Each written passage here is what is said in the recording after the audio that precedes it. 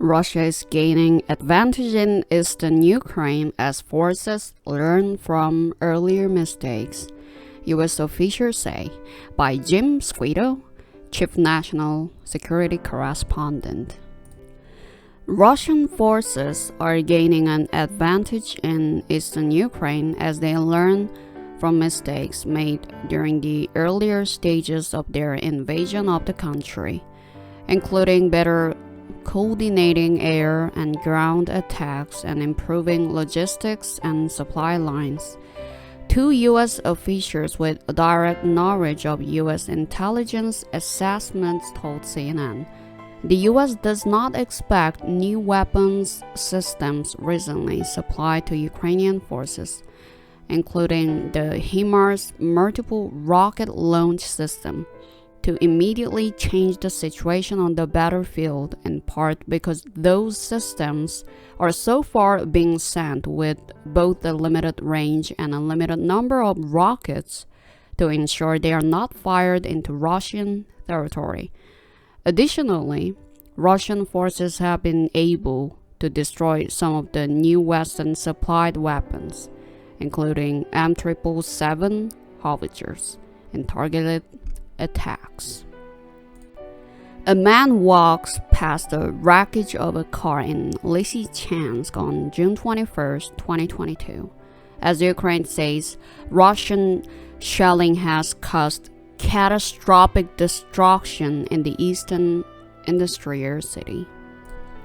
The U.S. assessments, which increasingly envision a long and punishing battle in eastern Ukraine, come as the months-long war there has reached a pivotal moment in recent days. Ukraine's military has been burning through Soviet-era ammunition that fits older systems, and Western governments are facing a tough decision on whether they want to continue increasing their assistance to the country. The U.S. assessments paint a dismal image of the future of the war, with high personnel and equipment losses on both sides. U.S. officials believe that Russian forces plan to maintain intense attacks in the east, characterized by heavy artillery and missile strikes, with the intention of wearing down Ukrainian forces and NATO reserve over time. Russia's advancements were brought into plain view in recent days after Ukraine's defense of Lysychansk, the last city in the Luhansk region. It still holds became a lot more tenuous. In the last couple of days, Russians have advanced into several villages south of Lysychansk, though not without sustaining losses from Ukrainian artillery fire.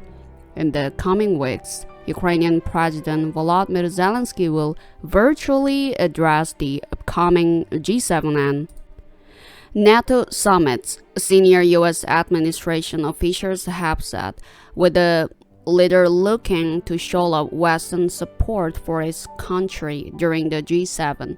President Joe Biden will unveil steps alongside other leaders to increase pressure on Russia for its invasion.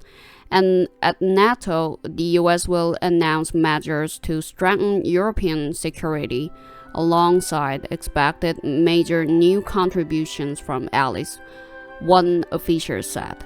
Members of the Ukrainian parliament have told U.S. lawmakers that the Russian military has calculated how much ammunition Western allies have in stockpiles for the Ukrainian military's mostly Russian-made artillery, and plan to wait for Ukrainian forces to run out over time.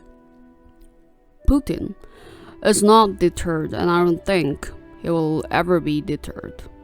Representative Mike Quigley, a Democrat from Illinois who sits on the House Intelligence Committee, told CNN, "This war could last years."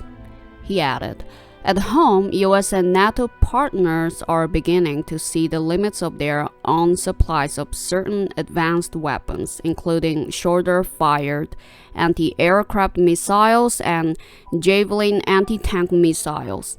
These weapons systems have their own complicated supply lines, meaning it could take years to replace the thousands of such missiles already supplied to Ukrainian forces.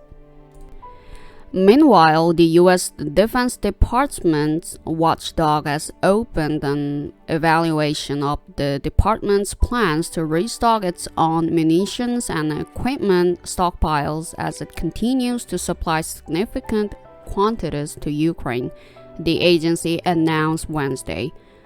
The objective of this evaluation is to determine the extent to which the DoD's plan to restock its equipment and munitions provided to Ukraine. The department's inspector general said in a statement. CNN's Devin Core, Katie Bow-Lillis, Barbara Starr, Natasha Bertrand, Oren Lieberman, Tim Lister, Donald Judd, and Kevin Liptak contributed to this report.